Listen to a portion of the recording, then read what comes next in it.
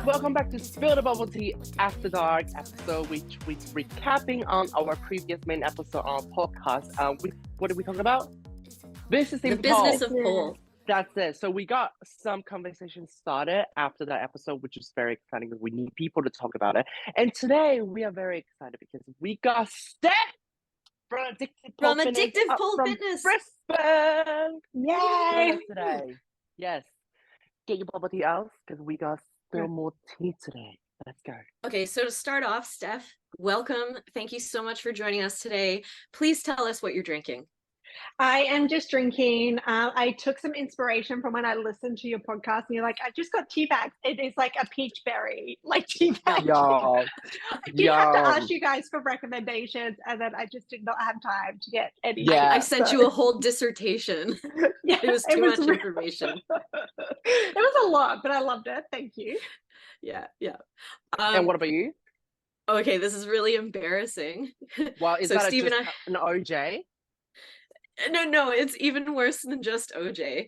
So Steve and I went to the gym this morning, so I needed sugar, but I couldn't just have straight OJ because too much sugar. We don't like it too sweet. So this is half OJ, half water, like I'm a little child. Girl. No. I felt bad about my tea bags. Girl. What? And Adam's given me this clear ass cup. I can't even hide what I'm drinking. So, Well, we are never going to get a bubble tea deal because of that. So thank you, Andrea. I'm drinking green tea. A lot of people ask me if I'm drinking piss. Yeah, kind of. Australians would say, get on the piss, mate. I think that's one of the grossest Australian sayings. Like, oh man, let's get on the piss. Like, because it's not even them saying, like, oh, I went out and I got pissed. They're saying, get on the piss, and they talk about drinking piss. And I was like, when I first came to Australia, I was just like, I know it's just a saying, but like, oh, you know what? As an Australian, I've never even thought of it. I never like heard that. of that. They literally say, I'm drinking piss, mate. Okay. Well, because Cool. you lived in Frankston and now you live on Gold Coast. So yes, there you go. I just went from one bogan Anyway, to another bogan. we need to start Focus. conversation on business in piss. No, in pole. No. Pissness. Let's talk about pissness. Business, yes. So we have some feedback from our audience, which is good because we need the interaction. So Andrea, can you tell us what did the audience say? What did they want to know more? Well, okay, actually, I want to, sorry to just totally detract from what you're saying, but like Steph messaged within like an hour of us releasing this episode, which means I'm guessing you listened to it almost instantly, messaged us right away. So I'm wondering if there are particular things that you want to get off your chest after having listened to us. I think it was just really good timing. Like I'd seen it in my stories and I'm like, business of pole. Like I'm interested because I really enjoy business. I'm like curious to know what this has to say. And listening to it, I thought there was just so many things that I thought could be added from a studio owner's perspective that was potentially missed in that. And there's so many things that I've tried as a studio owner and seen how it's laid out and how it actually comes across in a studio. So for me, my biggest thing, it probably wasn't until I re-listened to the episode, and I think as an industry or as a community, depending on how you want to look at us, we're not ready to be an industry per se. I think we're still very community based, which is what I love about pole. I'm definitely, when you're talking about, I'm curious to know what people prefer between like a business savvy and a passionate poler.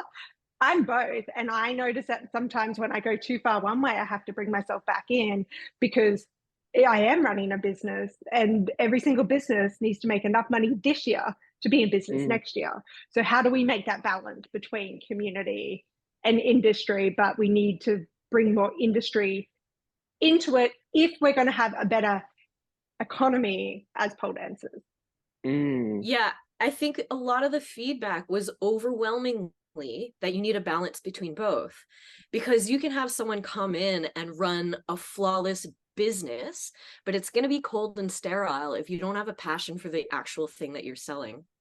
So, okay. Or if you don't know your customer well enough, like if you can know and really dive into who that customer is, it should bridge that gap. But yeah, I agree. I think for pole, given the world in which we live in, you definitely need to have a little bit of passion.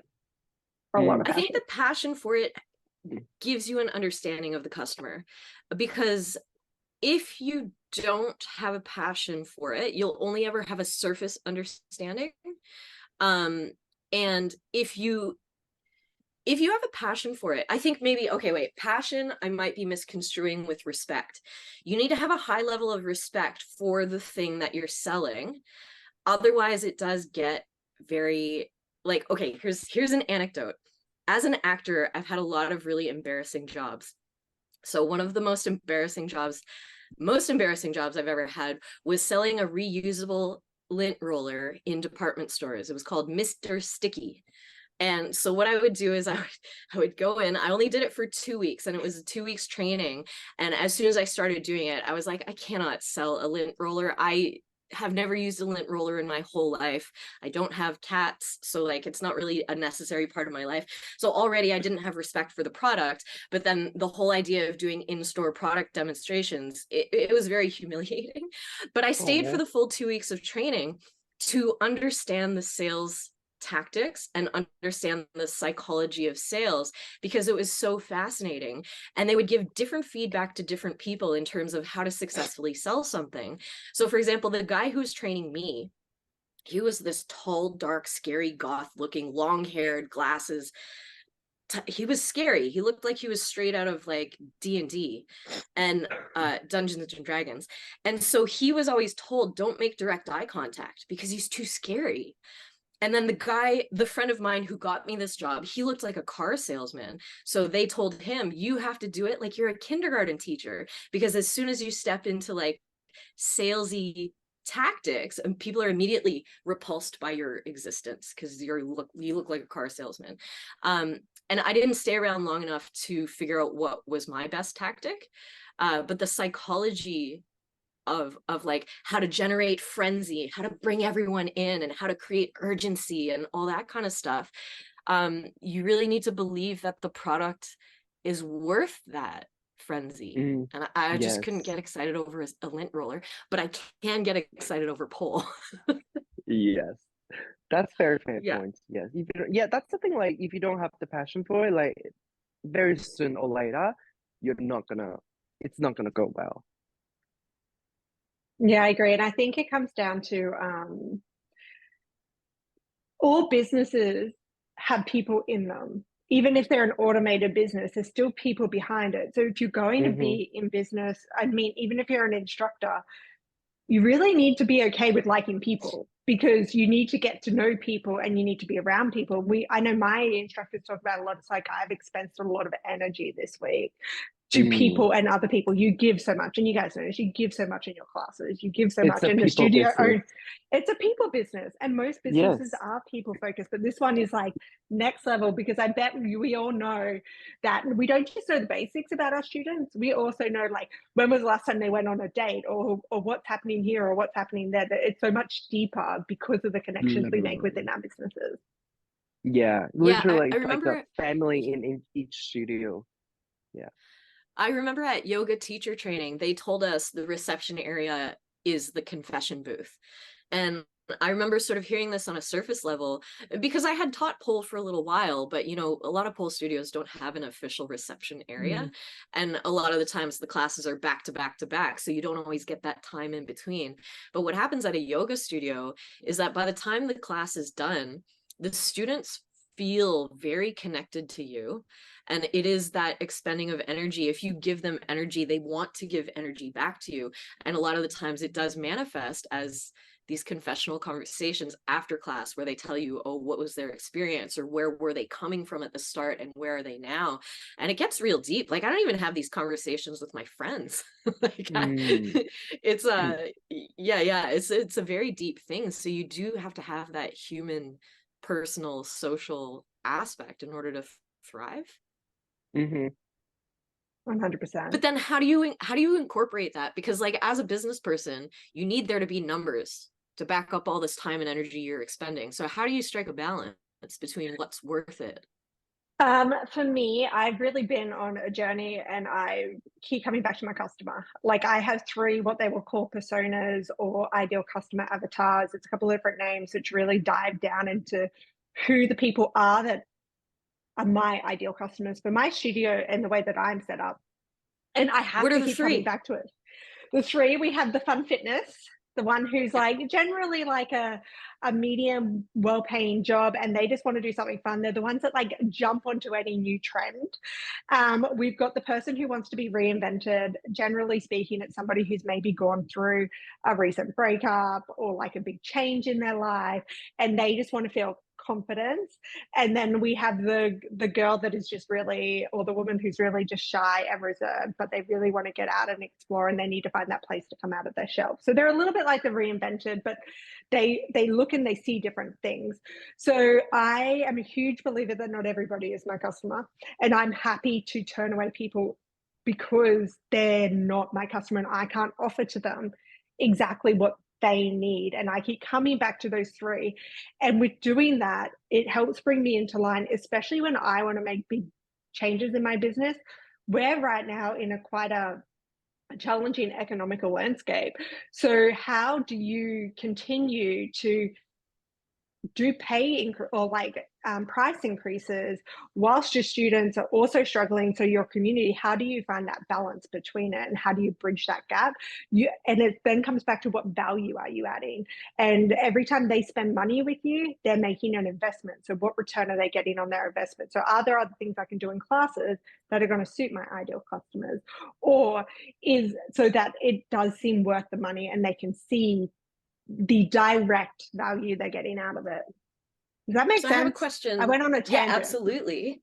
Absolutely, it makes sense. I'm really curious, what are some of the customer archetypes that have not been suited to your business? What are some of the ones that you have sent along? It comes down to culture. That's more personality. And it comes down to we're a really safe most studios are.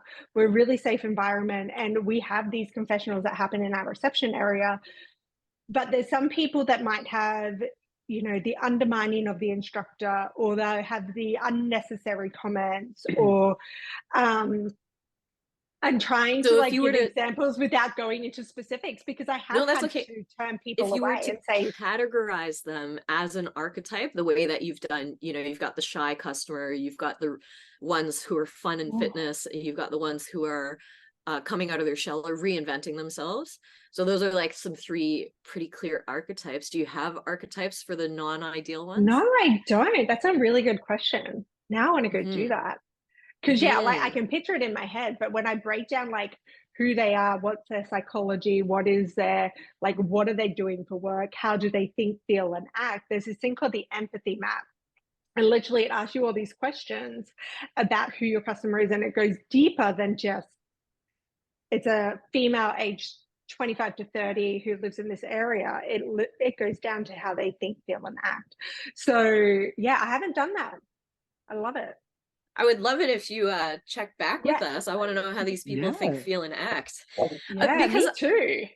I think as well, it's interesting how you describe community versus industry, and you think pole is not necessarily ready to become an industry. We're still on a community level, but as the community grows, different types of people are coming. And when I first started pole dancing, it was a lot of underground black sheep alternative fitness type people, but now it's gone so mainstream that we're getting like straight men want to iron flag. You're like, okay, that's a different type of person. Yeah, I just realized I'm bouncing, just so you know. I'm sitting on one of these Bosu balls. That's why I'm periodically bouncing. Yeah, that's Andrea is now back in the closet and she's doing some pregnancy yoga. The acoustics are good in the closet. That's why when you leave the closet, you have to be loud and project. Yes, there's a symbol for you to chew on. That is very interesting because I can definitely see we are definitely using the industry, like the word industry, a bit too loosely. Yeah, because it's like tiny community in each studio, and then only like during like whole Christmas we, you know, all gather together and do one thing. But after that, we go back to do our own thing. Because like, do you guys still do the there's an Australian whole studio Facebook group things? Like all the owners Oh, are the in there, and studio then owner Facebook group. Yeah, So I don't yeah, know if that's still going.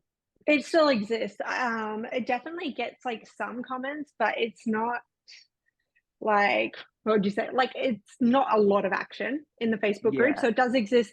There's a couple of other ones that exist. There's one that's ran by somebody in America and another one in the UK. The UK one gets a lot. Like, there's always things in there to read.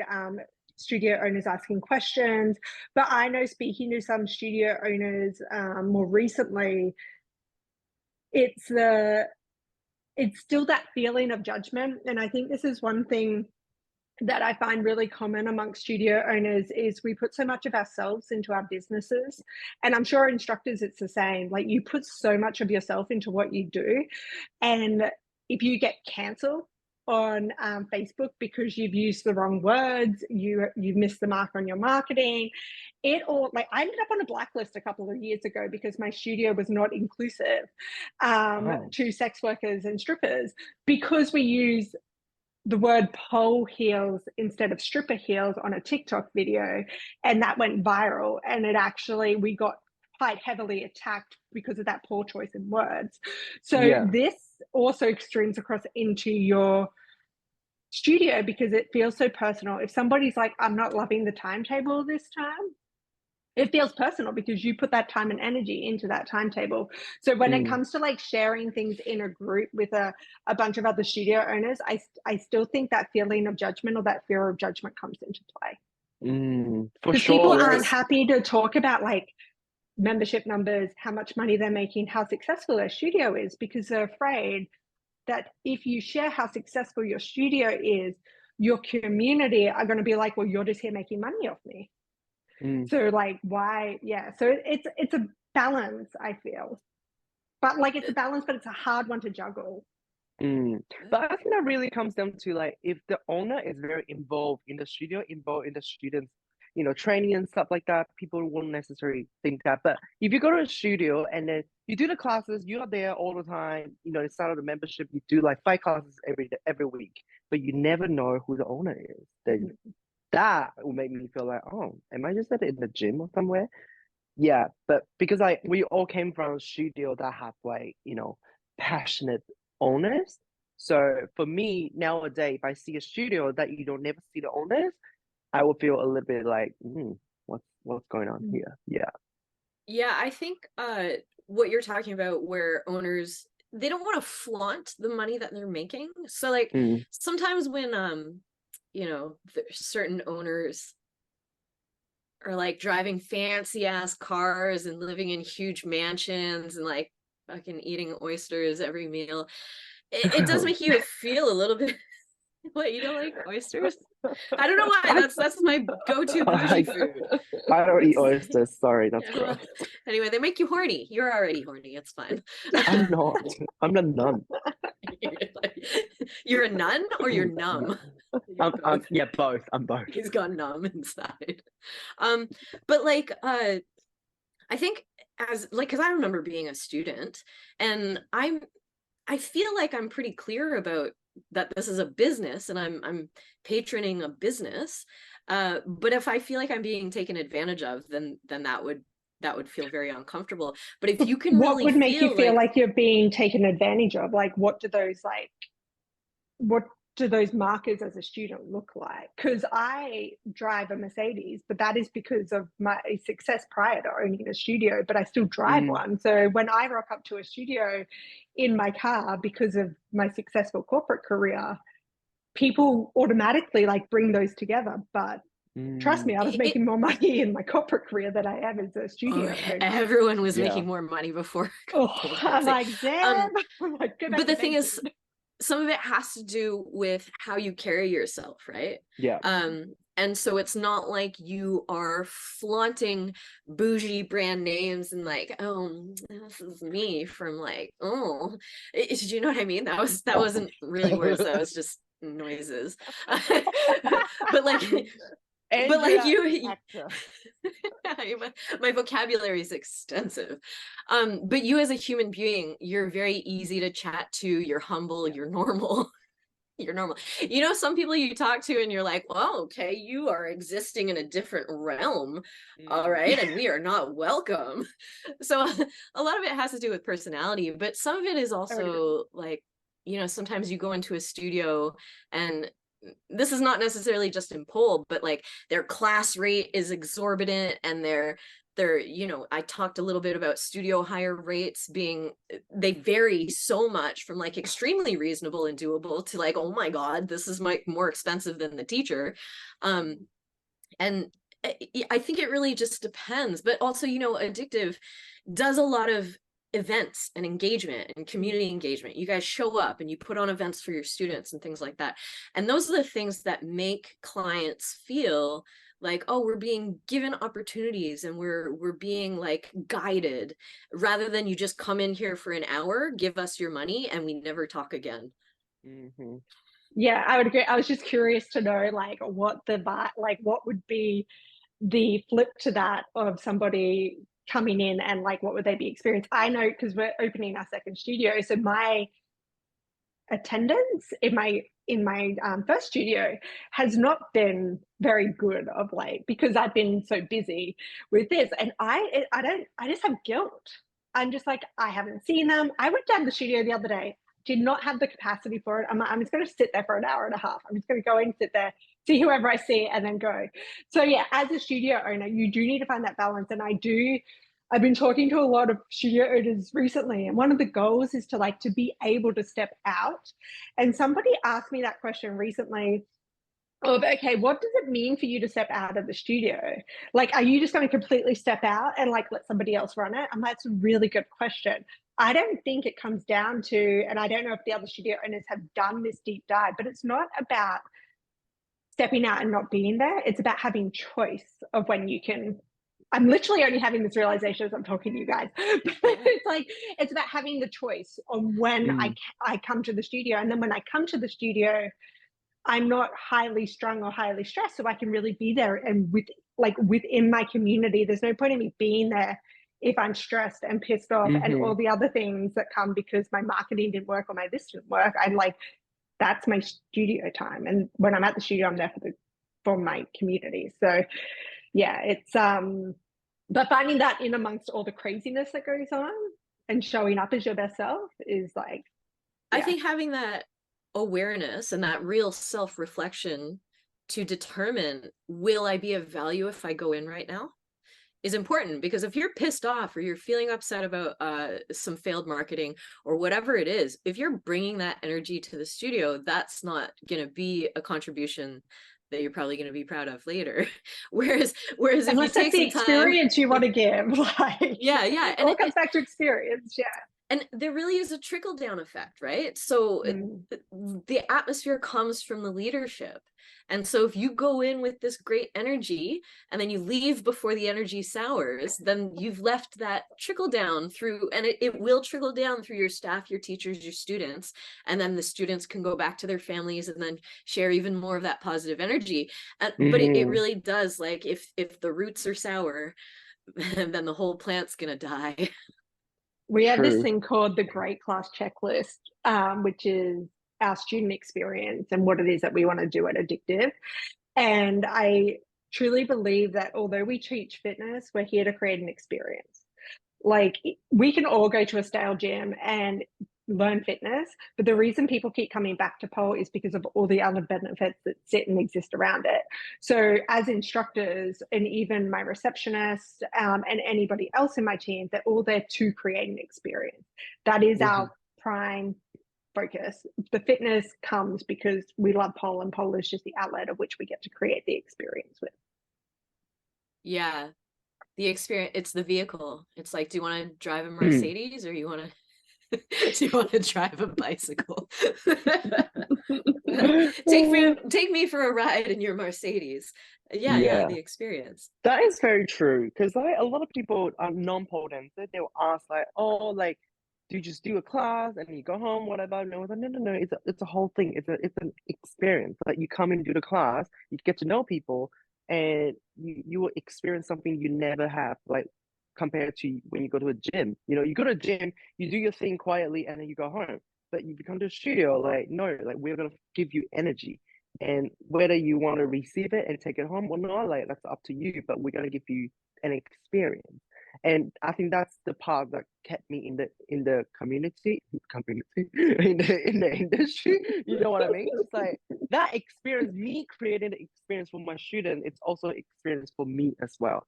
Because you know, I want them to feel how wholesome this whole thing is, you know? Yeah, wholesome. It's like, you know, suffering is a part of life, and it is the main focus of life. It is. and you know, so like we need to do exercise to be healthy, but some people really find exercise to be a suffering experience. But what makes suffering so much more manageable is to do it with people you enjoy. And you know, they've actually done studies on this, that people are more likely to stay in a job that they hate if they're working with people they enjoy than stay in their dream job if everyone they work with fucking sucks.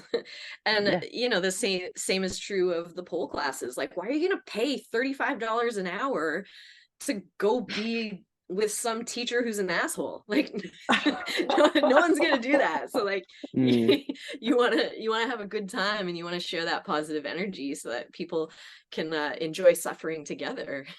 And to add to the experience, it's not just a customer experience, it's also an employee experience. So what are you doing for your employees to create the experience that their job is really easy to deliver the class? And I did a survey of instructors, it must have been 2 or 3 years ago now, to find out what the average pay rate was. And one of the things, I think there was one person out of like the 120 people who replied that get paid for their class prep.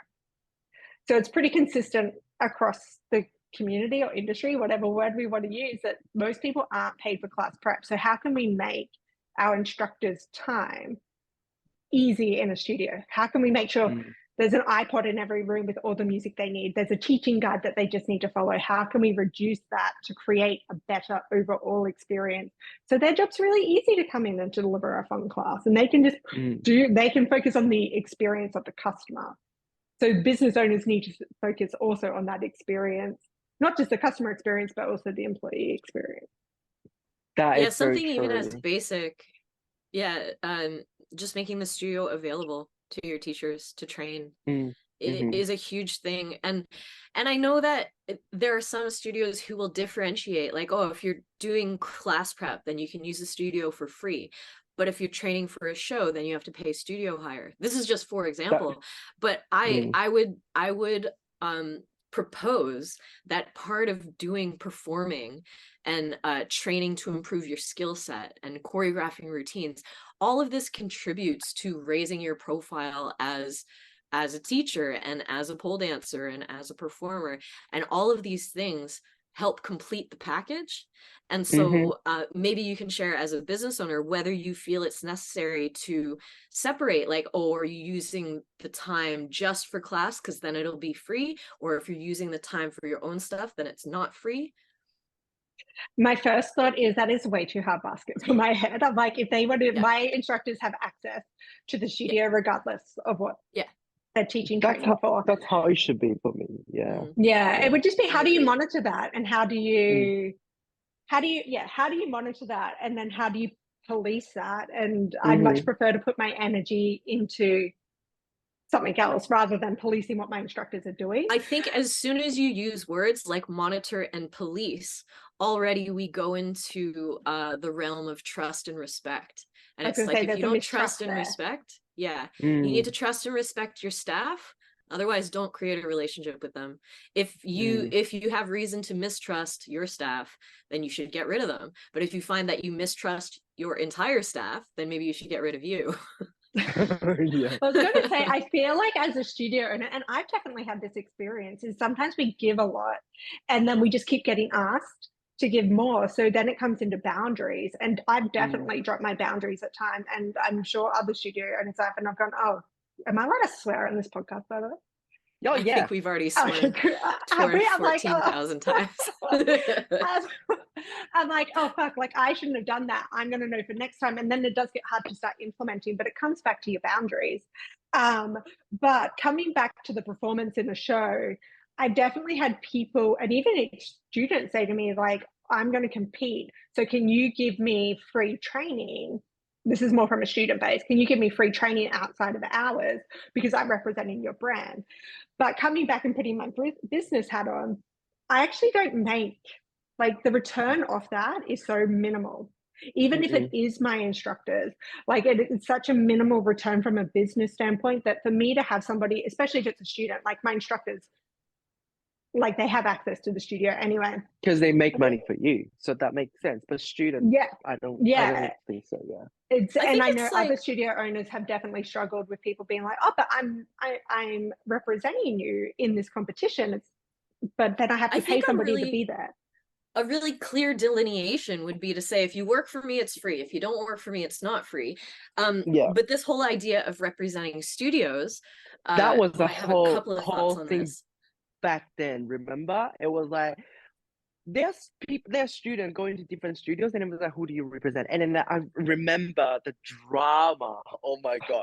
Like owners get angry on students representing different studios, like god. Because it creates. Andrea, we lost well, you don't own me, and I feel. Oh, am I here? Am I back? You're back now. Yes. Yeah. Yes, I'm back. Okay. But yeah, this idea of like, who do you represent and stuff like that, it depends how much the studio is invested in your career. Do you know what I mean? And I think as a business owner, when a student comes to you with this type of proposal or request, I consider it a proposal, but I see it as a business opportunity, because then you're like, okay, if there's demand for us to have some sort of reciprocal relationship, then let's really create this reciprocal relationship. Let's say if you want to compete under the banner of my studio, I'll offer a package that includes private lessons, studio training time, and whatever you need to help facilitate. Because it's like, okay, if you really want to create this relationship, it needs to be symbiotic. So that means if you're going to use my studio name, we're going to fucking train. You can't you can't represent the studio and train for free and then get on the stage and put on a shit show. You don't want that. Well, yeah, I mean like I know that it's become more popular now for people to not only say what studio they're representing, but who coached them. Yeah. For me, I I'm think like, that only happens in Queensland and some competition, but I don't. I think that is some like specific competitions definitely ask people who train them or who coaches them. But I feel like, is this because we have moved on from this era, this like golden era of pole stars?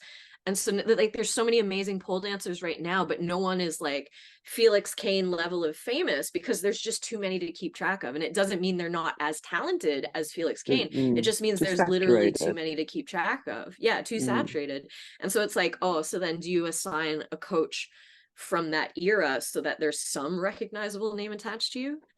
Like, is that the logic? I don't really, yeah. From that I don't get it. From that century. I was trained by Marilyn Monroe, can't you tell? But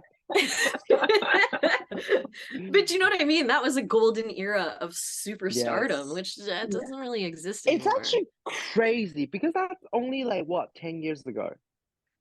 I think it was even like more recent than 10 years. Like, but I find it really hard to try to like educate my beginners on, let's say, who Adam Lynn is, who's one Australian icon and pole icon. It's like trying to explain that to a beginner. Beginners are just like, they're just infatuated with their beginner instructor. They're like, if you come back to your client archetypes, there's no reason for like someone who's in it for fun fitness. I'm not in it to take a history lesson, because I would categorize myself as a fun fitness person. I do not care about a history lesson. Vibes. Yeah. And maybe if you want to get more deeply ingrained into the industry, oh, I said it again, but like if you want to start to move up through the ranks and become a teacher, a performer, a studio owner, then yeah, you better fucking know who's who. Otherwise you're going to seem like disrespectful. But if you are just taking classes because you like doing stuff, or you want a journey of self-discovery, you don't need to learn the history. You're a casual. You're going to find people on Instagram anyway that you like and relate to, and you're just going to follow these people. And it doesn't matter what level they are. It's you're going to find a different connection. And Instagram. Did Instagram exist in 2012? I don't even know. That's when I started Pole, and it was hard to learn or discover people at that point. But when you did, there wasn't many of them, so it was easy. No, exactly. Because like back then, like when you got first, when you step in the studio, you came in with like no knowledge, no nothing. You don't know what's happening. Then if you like it, you really want to get into it. Back then, it's like you go on YouTube, literally go on YouTube, and it's like, oh, Anastasia, all that, and then Ona, and then I think that when I started, that's when Instagram first came out, like 2013. Yeah, around that time. And then like sooner or later, the Instagram start coming out and people start making 15 seconds video. That's when it started. But nowadays, people can literally just go, oh, I saw this ad on Instagram. I want to go try out pole dancing. They don't care. And then they might try like 2 classes, they never come back again, It's unlike like back then, like we want to find this niche. We're like, oh my God, I'm going to hold on to it. I want to do it. Now, not really. The attention span is too short. I think in terms of social media, things are starting to come full circle because everyone is so frustrated with Instagram. Like I mentioned last episode, I've gone back to YouTube to do my 5-second videos, my 5-second trick videos. And my other friend Brian has just moved back to YouTube. And like, I think there's a migration that's happening where people are moving back to YouTube, or like moving away from Instagram, where we just feel constantly, like, what's the word? I don't have words. We're feeling constantly restricted, censored. That was my mime for censored. I couldn't think of the word. It was like shadow banned. Yes, shadow banned. Shadow ban. You can't even mention shadow ban on Instagram because you'll be shadow banned. You have to say something else. Like SB. But I think we're going to turn back into a medium where no comments, no captions. It's just like, here's 5 seconds of like. Yeah, that's how we get. That's all how we're we allowed to do. We're getting. We're being controlled. They give you a little freedom, little taste of freedom, and then once you all rely on it, they take it back. We've gone on such a tangent here, Steph. I want to hear more about your thoughts on as a business owner. Adam and I do this all the time. We'll end up stealing stories about our grandmother. And you guys listen to an episode of Uncovered, it's the same. Yeah, it's an after dark anyway. I was going to say my most successful ad for promoting my new studio was literally a video of the empty space, and it said, "Ladies of Springfield, Pole Fitness is coming." Yeah. I put a pole dancer on there, and everyone does not go anywhere. But I literally put a construction site. So I'm pointing because that's where the studio is, and it was successful. But I do want to loop back all the way back around to the conversation before we deviated about instructors and how much investment we put in them. Because listening to the original episode, investing in your people is important, and I have a high value for continuous learning. So one of the interview questions I will ask is like, when was the last time you invested in your professional or personal development or professional development? Because that's important for me. I want people who want to continue to grow and learn, because that's something that I value a lot, and I want my students to value that. I want my students to continue to grow and learn. So we do professional development. I'm fairly flexible on a non-compete clause. I offer free training, heavily discounted membership. So I do a lot for my team And I also have a big team and it's expanding. So finding that balance between what is feasible from a business standpoint and trying to keep and maintain that is important. However, I do have to keep coming back, and I will continue to do these things because I value them. But what is the return on investment for me as a studio owner when I have somebody working maybe 2 hours a week? How much time should I be investing in them? Like, we used to have a head instructor who would literally go in and for 10 weeks coach somebody on a particular skill they wanted to get better as an instructor. But like, on reflection, there's probably a bunch of ways we could have made that a more successful program, but what we were getting out of it wasn't worth 10 weeks of somebody putting 2-3 hours into a person who might be only working 2 to 3 hours a week. So I also have non-compete clauses in my contracts. It's standard for an employee agreement. However, it is like, just ask for written permission, because if a studio opens up 4 minutes down the road and you're going to work there, kind of want a heads up before you're all over their social media. And that is just like, to me, that's a respect thing, that you're giving me a heads up and you're asking for it, especially with the amount of time and effort and money I put into my team. So, but where those things can impact your business on a negative standpoint is if you've got these instructors who won't give you the hours, but will give the hours to other studios, there's a question of why there. But then you lose potential cover, even though the hours might be available in your studio for them to work. But so then when it comes to cover, it's like, oh no, I'm working here. It's like, shit, okay, now I've got nobody to back up, because we work in such a casual environment. You guys talked about it on the last episode. Like, our bodies can't keep up with the 38-hour working week. Like, pole is just too much. We do we go above and beyond for our students. But what is the acceptable level from a business standpoint of going, I'm going to offer all these things, and I could get people like the pole physio in, we get people to come in and talk about mental health, DV, eating, like different, we do one every term, but yet I still don't have people show up to those sessions, even though I'm putting them on for free. So what is, and I don't have the answer to this, like, I'm still going to keep doing it because I value it, and I want to make sure the people who want it have access to it. And that's important to me, because then they can take it and they can be a better instructor with it. But then you got the question of, how much time do I put in here? And then if they're just going off and teaching elsewhere, are they taking all my investment and giving it everywhere else? I'm a firm believer that I don't care where you pole, as long as you're polling. So the more integrated we can get in that capacity, the better. I know I'm not everybody's studio, but yeah, what is it exactly that instructors do want to get from their studio owner? It's really hard, because like, if you, for example, we're always going to have less elite or high advanced students than beginner. So if the instructor is specialized in teaching in high level, they're not going to get that many hours, unfortunately. Even their skill is so high, but like, I don't get that many hours because there's just not enough people for me to teach that many classes. So I have to look for work elsewhere. But if there's if there are not enough studios, then where do I teach? I can only teach workshops. Now I teach online because I need to get more hours. Otherwise, I can only drink piss. So, you know what I mean? So it's expensive here. It is expensive. So it's really hard for instructor, to answer that question, especially how do we see the return? Like, to get more students into class, maybe, but for pole, we only have that many poles. I mean, like, I know Addictive has a lot of poles. I remember how many poles are in the studios. Yeah, that's way too bloody many poles.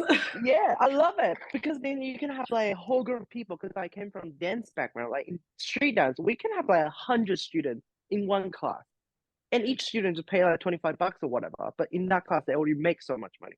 But for pole is not movable. It's a expensive equipment. It's like Pilates, the reformer machine. You can only have that many people. So how do you like juggle and like balance the number? It's really hard. So I give that to you guys. Give that to you. Figure it out. Yes.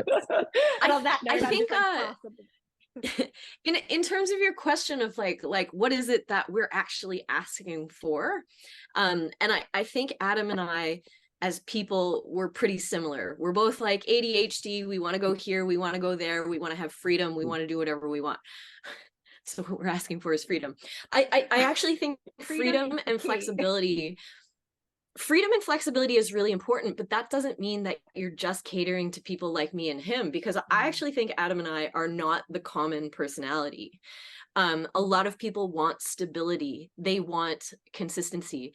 And the thing is, if you hire on a basis that allows for some things for some people and other things for other people, like catering to, like you said, you have a non-compete clause, but if you want permission to go do something, you give it, right? And that's that level of flexibility and freedom that can hopefully be beneficial to the teachers while also still protecting your business.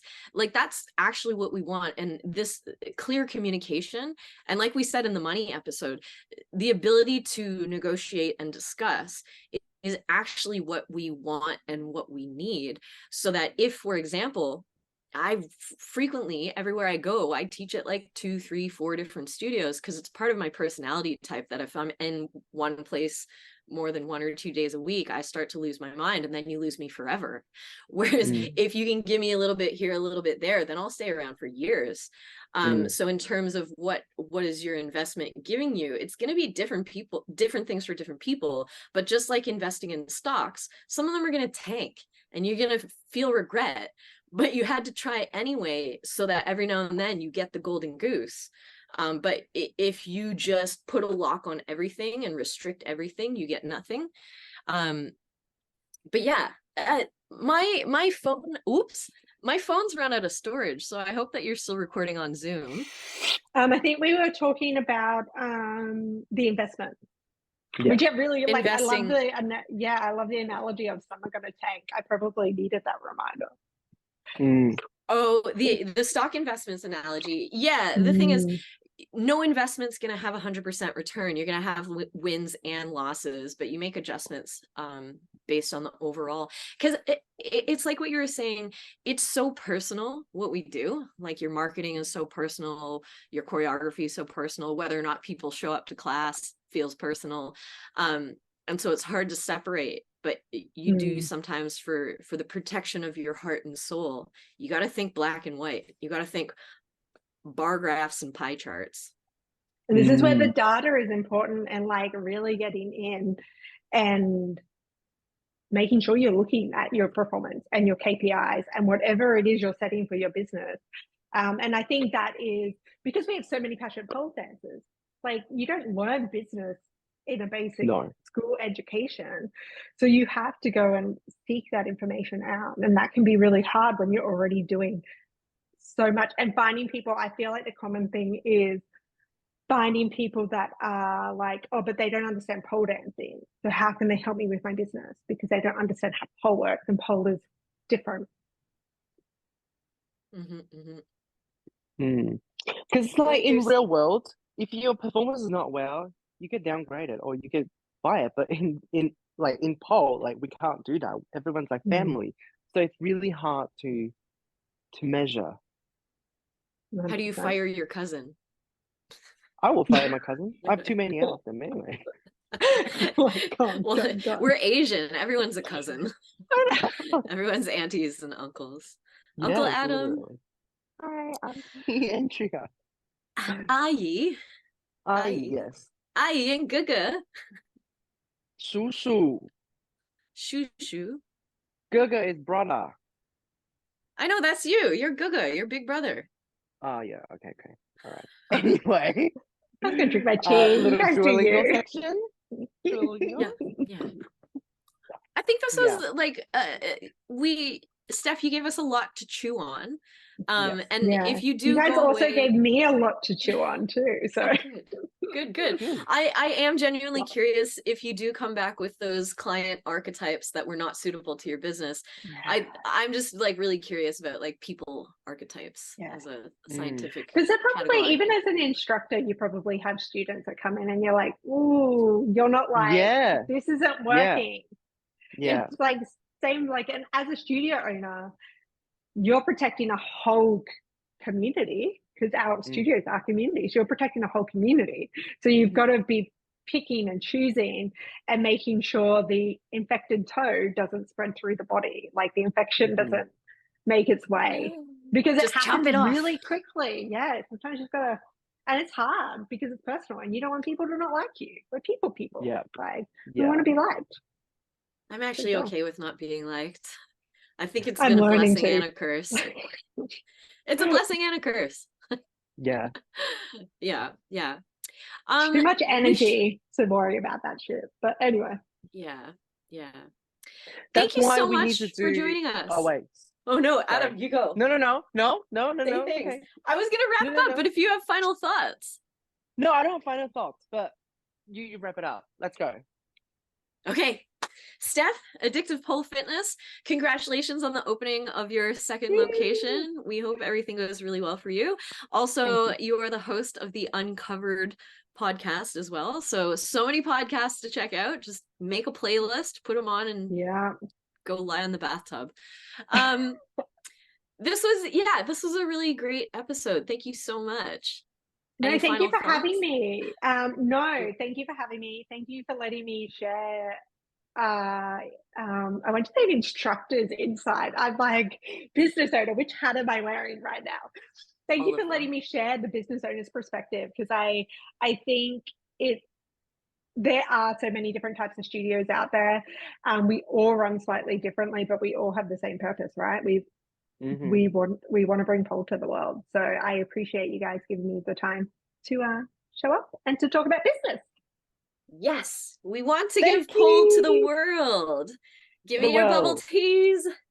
Cheers to pole dancers in the world. Make sure you follow us on Spill the Bubble Tea podcast on Instagram and also on YouTube, and check out all the previous podcasts because it might interest you. Otherwise, we will see you guys in our next After Dark episode. Sayonara. Bye.